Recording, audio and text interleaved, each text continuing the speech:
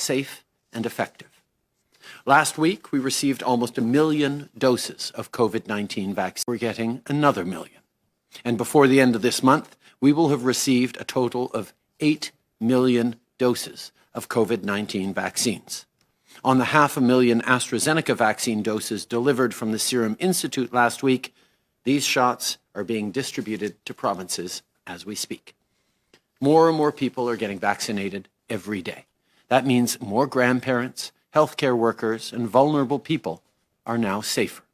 Our top priority is to get you your shot as soon as possible. No one will be left behind. Just take Myrtle from Kanawake, Quebec. She's 90 years old and was the first elderly person living at home in Kanawake to receive a vaccine. For Myrtle and her family, getting her shot was a big moment, because now she'll be able to tell her sons who call every Sunday that she is safer. La dernière année n'a pas été facile, mais malgré tout, c'est important de se rappeler qu'on a des raisons de rester positif. Par exemple, hier, c'était la Journée internationale des femmes. C'était le moment de s'arrêter pour célébrer les réalisations des femmes dans toute leur diversité, ici au Canada et ailleurs dans le monde. Malheureusement, c'était aussi le moment de se rappeler que les conséquences de la pandémie ont été plus prononcées pour les femmes et les filles. On ne peut pas laisser cette crise faire reculer tous les progrès sociaux et économiques acquis par les femmes depuis tant d'années. Pour rebâtir en mieux, il faut que la relance économique puisse profiter à tout le monde. Yesterday, Deputy Prime Minister Freeland announced the creation of the Task Force on Women in the Economy. This 18-member task force, from CEOs and childcare advocates to labor representatives, economists, and Indigenous leaders, will advise the government on continuing to advance gender equality in the wake of the pandemic. We need to rebuild an economy that's fair for everyone. So that's exactly what we're going to do. Of course, this is just one part of the equation. After all, it's almost impossible to get, let alone keep, a good job without a roof over your head. Everyone deserves a safe and affordable place to call home. Yesterday, the federal government partnered with the government of British Columbia to announce a $517 million housing benefit investment over 10 years. This is part of our $2 billion commitment to the Canada Housing Benefit to support families right across the country. For more than 25,000 households in BC, the new Canada-British Columbia Housing Benefit will provide financial assistance to marginalized people with low incomes to help with monthly rent. On average, this could mean around $400 in support each month in rent. This program is designed to get right to people who need it most. That's why the benefit will go directly to households through nonprofit housing providers through BC Housing. Investments like this are real steps forward to make sure that everyone has a safe place to call home. I want to thank Ministers Ahmed Hussein and Joyce Murray, Member of Parliament Terry Beach, and their counterparts in BC for all their important work on this issue. Jeudi cette semaine, le 11 mars, ça va faire 1 an que la COVID-19 a été officiellement déclarée une pandémie mondiale par l'OMS. En peu de temps, nos vies ont changé. Ce qui paraissait normal la veille allait le devenir de moins en moins au cours des semaines et des mois qui allaient suivre. Cette semaine, on marque 1 mois que vous faites des sacrifices. À tous les Canadiens qui font des efforts petits et grands, je veux vous dire merci. Je sais que c'est pas facile. C'est le genre de crise qui arrive seulement 1 fois par siècle. On va s'en sortir en étant unis et en continuant de travailler ensemble. On fait du chemin depuis l'année dernière et il en reste beaucoup à faire, mais on va finir par vaincre la COVID-19.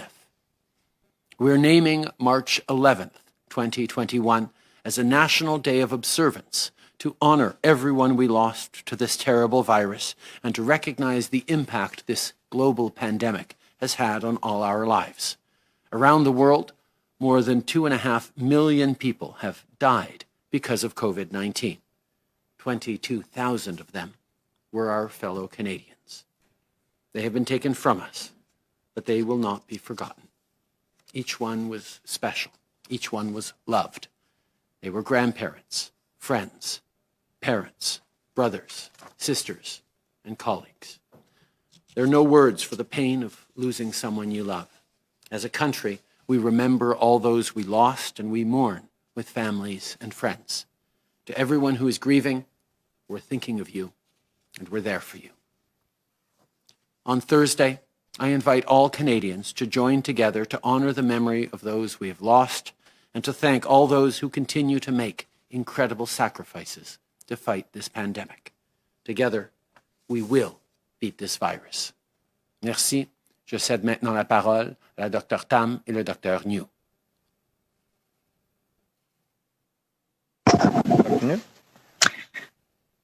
Bonjour à toutes et à tous. This week marks the one-year anniversary of the World Health Organization's declaration of the COVID-19 global pandemic. As we update the latest numbers, let's not forget that the impacts have gone far beyond the numbers. During this long and difficult journey, we are continuing on together. To date, there have been 890,698 cases of COVID-19 in Canada, including 22,276 deaths. There are now over 30,300 active cases across the country. Over the past week, an average of over 2,900 new cases and 37 deaths were reported daily. During the same time period, over 2,080 people with COVID-19 were being treated in our hospitals each day, including almost 550 in critical care. This weekend, as I reflected on the week ahead, I felt a mix of emotions that I'm sure most of us are feeling in one form or another. First, in looking back at the year behind us, it is a time of solemn remembrance of the cherished lives we have lost. At the same time, it is clear that our work is not done. To honor the memories of those we have lost and appreciate the progress that our sacrifice has afforded us, it is time to pause to remember, gather our strength, and commit to our future by sustaining our efforts until the crisis phase of the COVID-19 pandemic is behind us. In remembrance, the Government of Canada has designated this Thursday, March the 11th, 2021, as a National Day of Observance to commemorate those who lost their lives and the significant impacts we have all endured because of COVID-19. As we reflect, it is also a time for great hope, given many important advancements. Not only have we all learned about the public health measures and individual precautions that work to reduce the spread of rapidly spreading respiratory diseases like COVID-19, but our efforts have held the force of infection at bay long enough to buy time for research on vaccines and treatments. It would be very easy to take for granted the incredible worldwide and population-wide effort that has brought us not one, but multiple safe and effective COVID-19 vaccines. In fact, the timeliness, safety, and effectiveness of these vaccines was not a given. And I would say it has in many ways exceeded the hopes we dared to have a year ago. We have all experienced loss, and I know we're all tired. But let's also recognize some of our achievements and the good things that we want to carry forward. We can have renewed faith in ourselves coming together during a crisis, sticking it out longer than any of us might have guessed we could do, and doing it with enduring kindness. Though there have been stumbles, we have adapted and we have endured, and I know we have what it takes to see things through. Lest I leave you without a public health reminder, as we continue to accelerate vaccinations, having the fewest interactions with the fewest number of people for the shortest time at the greatest distance possible, and wearing the best fitting mask will continue to serve us well. Thank you. Bonjour à toutes et à tous. Cela fait 1 an cette semaine que la pandémie de COVID-19 a été déclarée par l'Organisation mondiale de la santé. Alors que nous mettons à jour les derniers chiffres, n'oublions pas que les répercussions vont bien au-delà des chiffres dans ce long et difficile parcours que nous faisons ensemble. À ce jour, il y a eu 890 698 cas de COVID-19 au Canada, dont 22 276 décès. Il y a maintenant plus de 30 300 cas actifs au pays. Au cours de la dernière semaine, 2 900 nouveaux cas et 37 décès ont été signalés en moyenne chaque jour. Pendant la même période, plus de 2080 personnes atteintes de la COVID-19 ont été traitées dans nos hôpitaux chaque jour, dont presque 550 aux soins intensifs. Cette fin de semaine, en réfléchissant à la semaine à venir, nous avons éprouvé toute une gamme d'émotions que nous en sommes sûrs, la plupart d'entre nous ressentent sous une forme ou une autre. Tout d'abord, en pensant à l'année qui vient de s'écouler, nous devons rendre un hommage solennel à toutes les personnes qui nous étaient chères et que nous avons perdues. En même temps, il est clair que notre travail n'est pas terminé. Pour honorer la mémoire de ceux et celles que nous avons perdus et constater le progrès que nos sacrifices nous a permis de réaliser, il est temps de s'arrêter un moment pour nous souvenir, rassembler nos forces et nous mobiliser pour notre avenir. En ne relâchant pas nos efforts tant que la phase critique de la pandémie de COVID-19 n'est pas traversée. Le gouvernement du Canada a désigné ce jeudi 11 mars 2021 une journée nationale de commémoration pour que nous nous souvenions de ceux et celles qui ont perdu la vie et des conséquences importantes que nous avons subies en raison de la COVID-19. Ce moment de réflexion est aussi un moment où de grandes et nombreuses avancées nous donnent un immense espoir.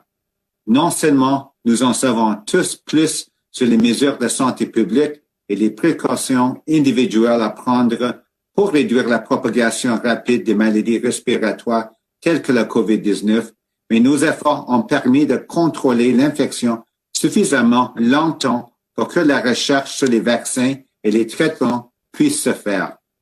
Il serait très facile de considérer comme allant de soi incroyable mobilisation de la communauté internationale et de la population de chaque pays, grâce à laquelle nous avons pu avoir non pas un, mais plusieurs vaccins sûrs et efficaces contre la COVID-19.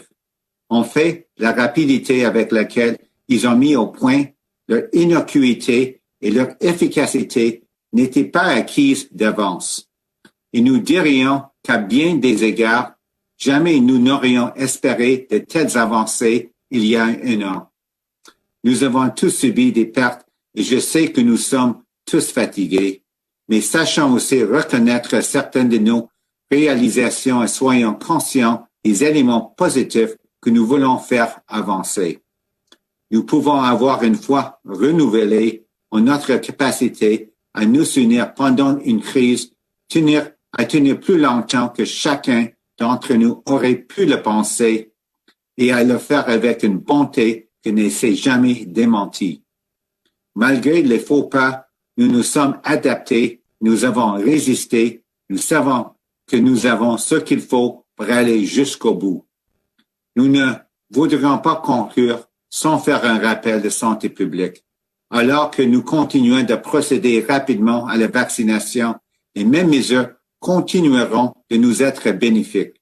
Avoir le moins d'interactions possible avec le moins grand nombre de personnes possible, le moins longtemps possible et à la plus grande distance possible, et porter le masque le mieux adapté. Merci. Thank you, Dr. Newt. We'll now turn it over to questions for the media. We'll start on the phone and then come back to the room. Just as a reminder, the Prime Minister will be here for a number of questions, and then the doctors and Minister LeBlanc will be available as well. Operator? Thank you. Merci. Première question, Raymond Filion, TVA. À vous. Merci. Bonjour, Monsieur le Premier ministre. Vous avez toujours défendu avec vigueur le multiculturalisme et la diversité. Alors, j'aimerais savoir comment vous réagissez aux allégations de racisme au sein de la famille royale. Je pense que nous avions tous démontré au Canada qu'il n'y a aucune tolérance pour le racisme ou la discrimination systémique. Moi et mon gouvernement, nous avons reconnu l'existence du racisme systémique et nous avons pris des mesures significatives pour lutter contre ce racisme dans toutes nos institutions, dans tous nos systèmes. Je ne vais pas commenter la situation de la famille royale britannique, mais certainement que nous allons continuer notre lutte ici au Canada contre le racisme systémique. We have been very clear as a government that we will always stand up against systemic racism and intolerance in all its forms. Our government has recognized systemic discrimination and has moved forward significantly to fight against it as it exists in all our institutions and all our systems. We need to be vigilant and we will continue that work. I won't comment on what's going on over in the UK, but I will continue to endeavor to fight against racism and intolerance every single day in Canada. Qu'est-ce que vous dites aux nombreuses personnes ici au Canada pour qui le temps est venu de repenser les liens entre le Canada et la monarchie, surtout à la lumière de ces allégations de racisme systémique? Ma priorité ces jours-ci, évidemment, c'est la lutte contre la COVID-19. C'est de rebâtir notre économie en mieux. Et tous nos efforts en tant que gouvernement sont alignés là-dessus et sur l'arrivée de vaccins le plus rapidement possible. Des grandes conversations constitutionnelles, il y en a qui peuvent les avoir, mais pour moi, la priorité absolue, c'est la santé, la sécurité des Canadiens et de passer à travers cette pandémie.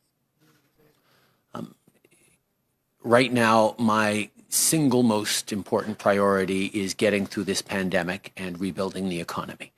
Everything we're doing every single day in terms of keeping Canadians safe, of getting vaccines here as quickly as possible and into as many Canadians' arms as we possibly can, is our singular focus, along with preparing the economy to come roaring back as quickly as possible. I can understand some people are looking for constitutional conversations.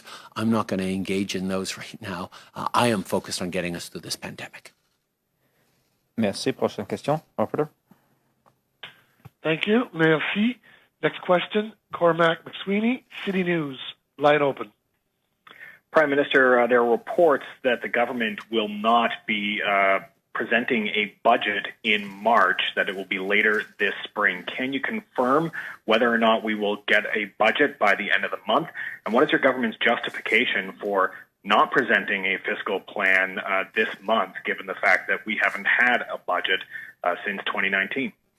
We will be announcing the date of the upcoming budget in due course, but I can tell you that we are focused very much on getting us through this global pandemic that has been the challenge that we've faced for a full year now.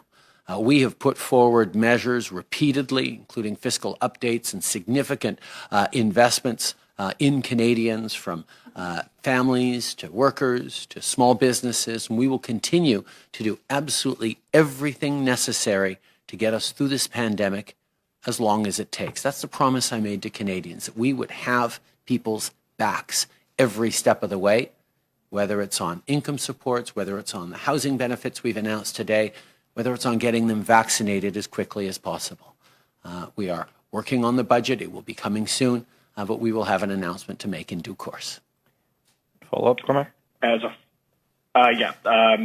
The military has announced that we have a new Vice Chief of Defense Staff, Francis Allen, Lieutenant General Francis Allen, the first woman to hold that role. How important is it to have a woman in that role at this particular moment in time, given the misconduct allegations against people in the senior ranks of the military? And will the government set up an independent body to investigate accusations of sexual misconduct, racism, and discrimination? I think from day one, this government has been very clear that appointing women to positions of leadership throughout the government, starting with a cabinet that is gender parity for the first time in Canada's history, to appointments throughout our government that demonstrate how important it is to get to gender parity.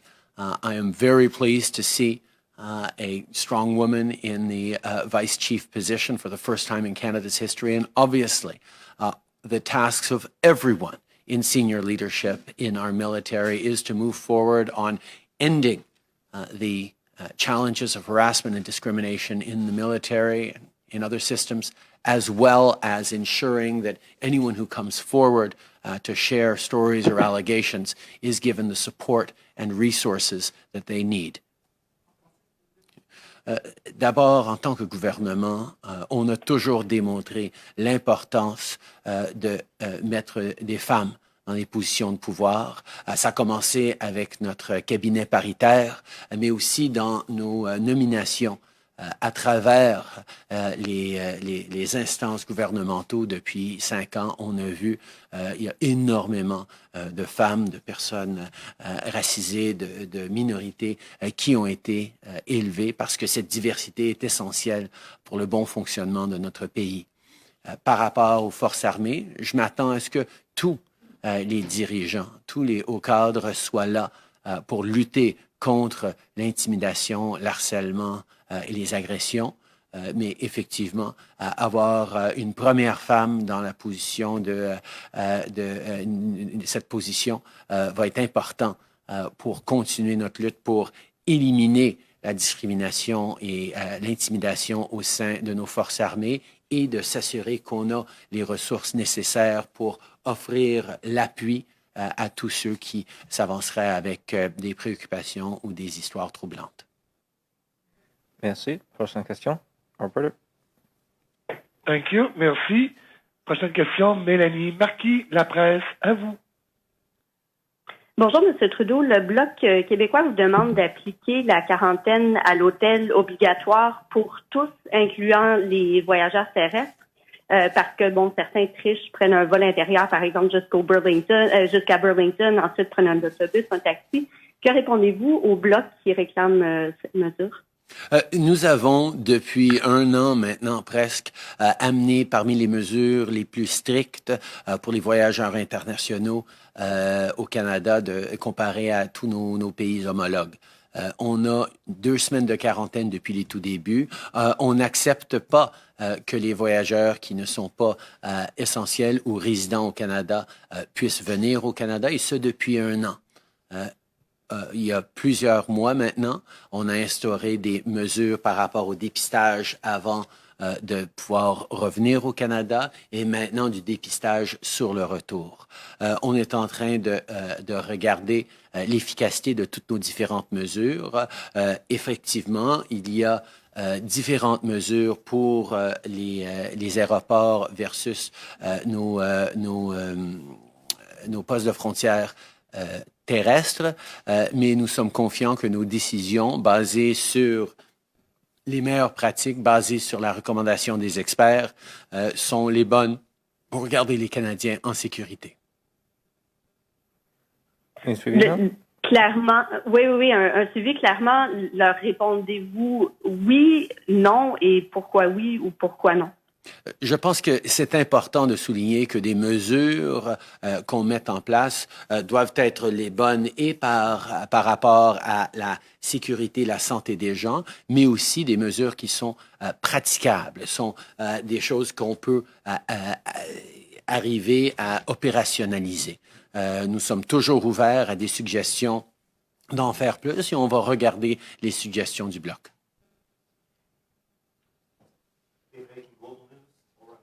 Prime Minister. It's the first time we've had a chance to ask you about the news we reported a couple of days ago that someone who wanted to provide some information about Admiral MacDonald was threatened.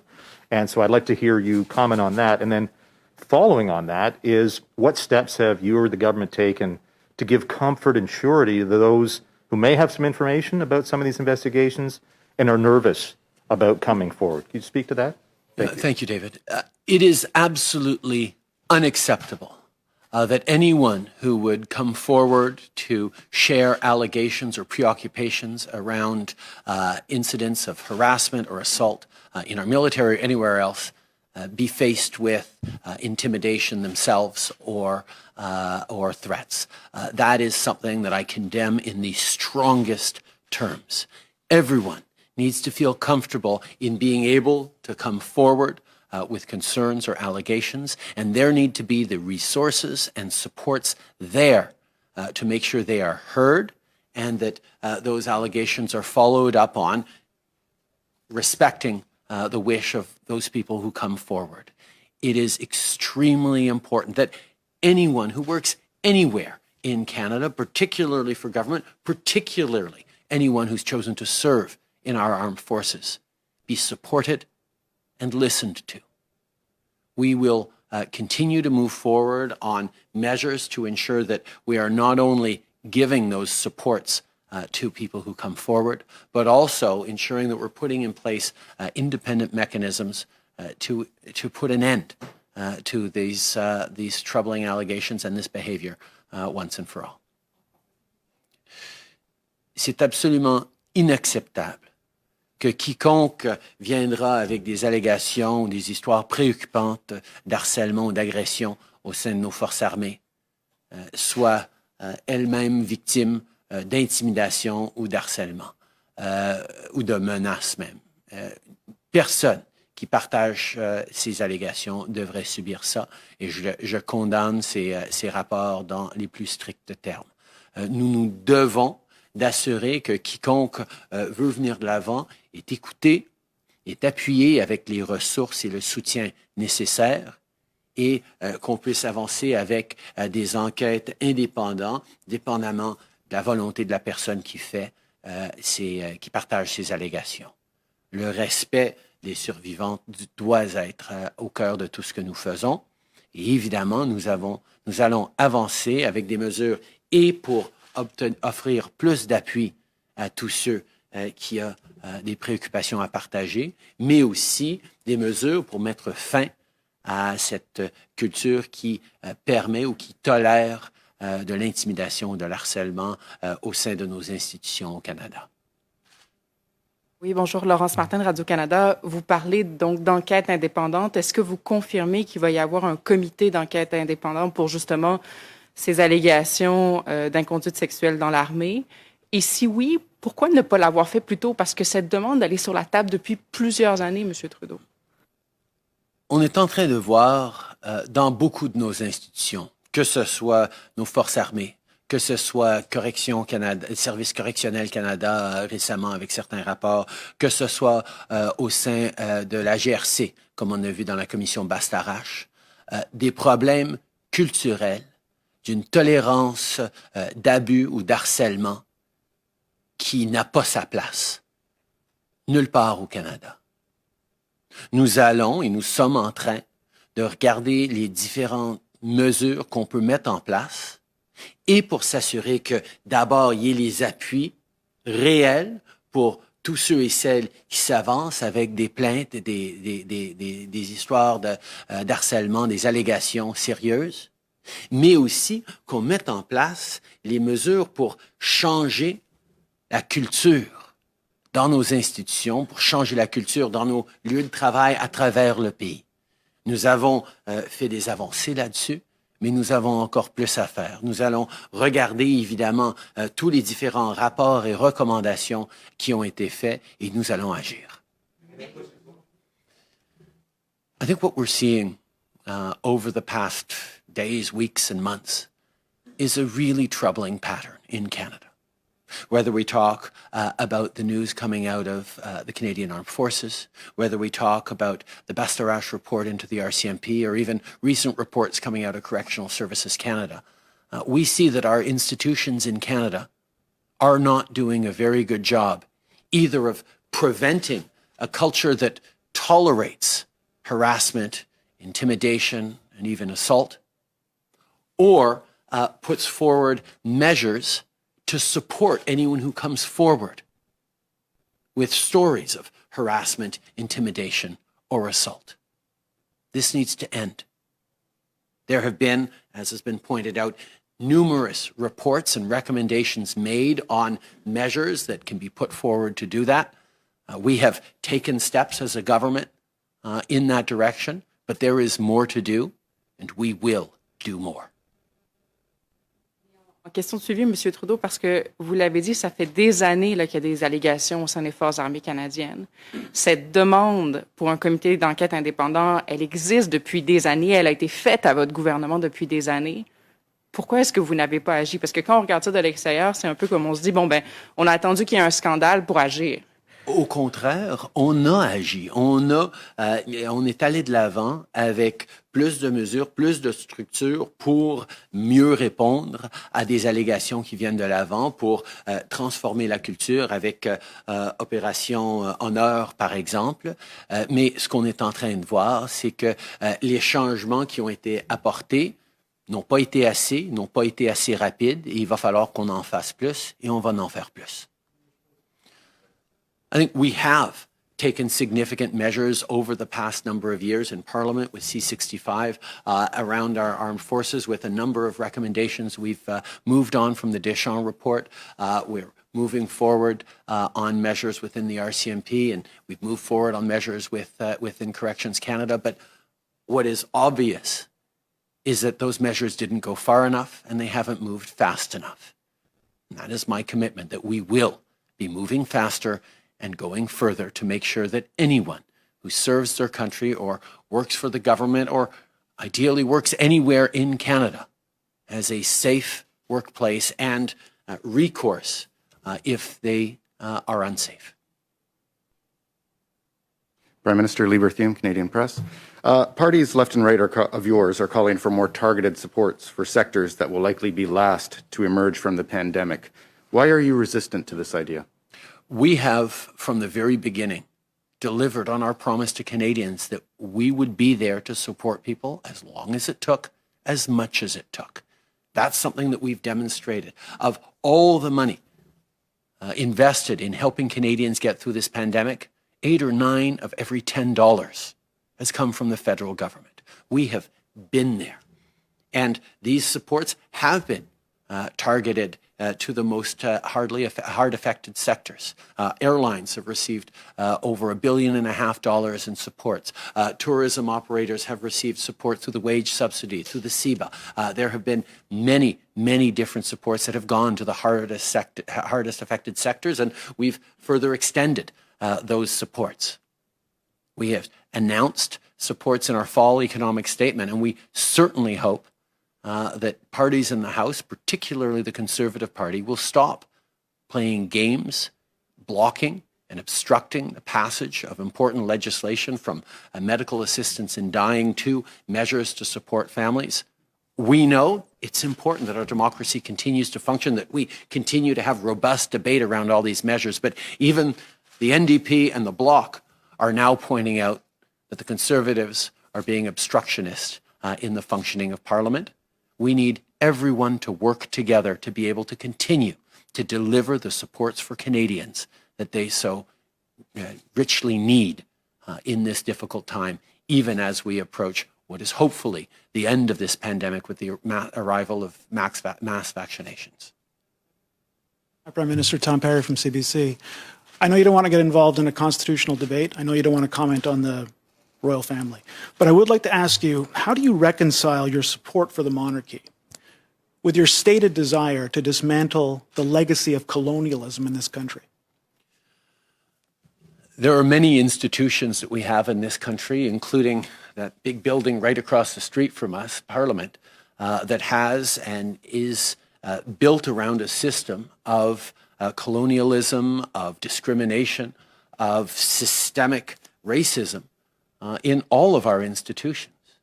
But the answer, Tom, is not to suddenly toss out all the institutions and start over. The answer is to look very carefully at those systems and listen to Canadians who face discrimination every single day and whenever they interact with those institutions, to understand the barriers, the inequities and inequalities that exist within our institutions that need to be addressed, that many of us don't see because we don't live them. That's what fighting systemic discrimination is all about. Listening, learning, and improving and transforming our institutions. We have been open to that. We have been working on that from the very beginning. Obviously, I wish all the members of the royal family the very best, but my focus, as we've said, is getting through this pandemic. If people want to later talk about constitutional change and shifting our system of government, that's fine. And they can have those conversations. But right now, I'm not having those conversations. I'm focused on getting us through this pandemic and bringing our economy roaring back. Je pense que c'est très important de comprendre qu'on vit dans un système avec des institutions qui ont été bâties, pas pour tout le monde, mais pour certains. Et au fil des années, hier, on a reconnu que c'était même pas il y a 100 ans que les femmes ont eu le droit de vote. On a beaucoup de travail à faire encore à éliminer la discrimination et le racisme systémique dans nos institutions. Mais ça ne veut pas dire qu'il faut tout simplement enlever toutes ces institutions et rebâtir des nouvelles institutions. Ce qu'il faut, c'est regarder attentivement à l'intérieur de nos systèmes pour enlever les barrières, les iniquités qui existent. La façon de faire ça, c'est d'écouter, vraiment écouter ceux pour qui ces systèmes ne sont pas justes, ceux qui vivent de la discrimination institutionnelle, systémique ou personnelle à quasiment tous les jours pour apprendre à faire mieux. Je souhaite évidemment tout le meilleur à la famille royale, mais moi, ma priorité, c'est de transformer le Canada pour être plus juste, plus équitable et mieux pour tout le monde. Prime Minister Mackenzie Gray with CTV News. On vaccines, Johnson & Johnson has told the EU that they'll be under stress to meet their second quarter targets for vaccine supply. Has the company told you there'll be delays in Canada? And can you give us at least a ballpark date on when we can expect our first Johnson & Johnson shot in Canada? First of all, we are very pleased to be one of the very first countries to authorize the Johnson & Johnson vaccine. With the approval of Janssen, we're now one of the only countries in the world with 4 major effective vaccines approved for use in Canada. We have heard in many conversations with Johnson & Johnson that there are challenges around production of the Janssen vaccine, but we will continue to engage with them. We look forward to receiving doses as soon as possible, and as soon as we get confirmation of doses being sent to Canada, we will let everyone know. Thank you, and that concludes the time the Prime Minister has. The doctors and Minister LeBlanc will be available for questions in just a moment, and we'll start over on the phone once the Prime Minister leaves.